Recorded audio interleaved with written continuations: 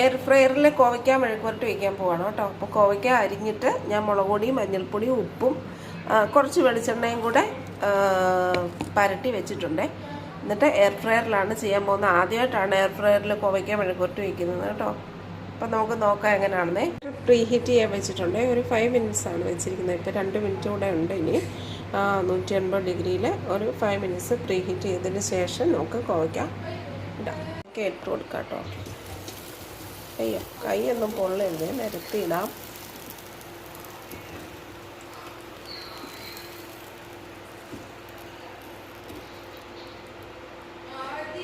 നിരത്തി ഇട്ടിട്ടുണ്ട്. ഇനി നമുക്ക് ഇത് സെറ്റ് ചെയ്യാം. നമ്മൾ 180 ഇട്ടിട്ടുണ്ട്. ഇനി ഒരു 10 മിനിറ്റ് നമുക്ക് ടൈം സെറ്റ് ചെയ്യാം. 10 മിനിറ്റ് ടൈം സെറ്റ് ചെയ്തു ഓക്കെ ആക്കിയിട്ടുണ്ട്. അത് കഴിഞ്ഞിട്ട് ഇനി നമുക്കിത് ഇടയ്ക്ക് ഇളക്കി കൊടുത്തിട്ട് വീണ്ടും 10 മിനിറ്റ് കൂടെ ഇടാം. 10 മിനിറ്റ് ആയിട്ടുണ്ട്. അപ്പം നമുക്കിതൊന്ന് തുറന്ന് നോക്കാം.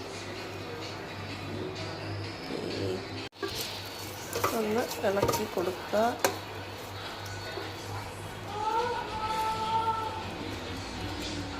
വീണ്ടും ഒരു 10 മിനിറ്റ് കൂടെ വയ്ക്കാമേ.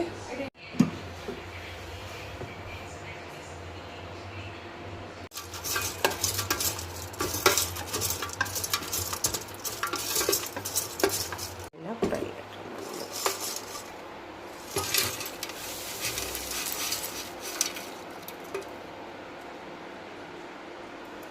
അപ്പോൾ നമ്മുടെ കോവയ്ക്ക മെഴുക്കുവരട്ടി റെഡി. എയർ ഫ്രയർ കോവയ്ക്ക മെഴുക്കുവരട്ടി റെഡി. ഓക്കെ.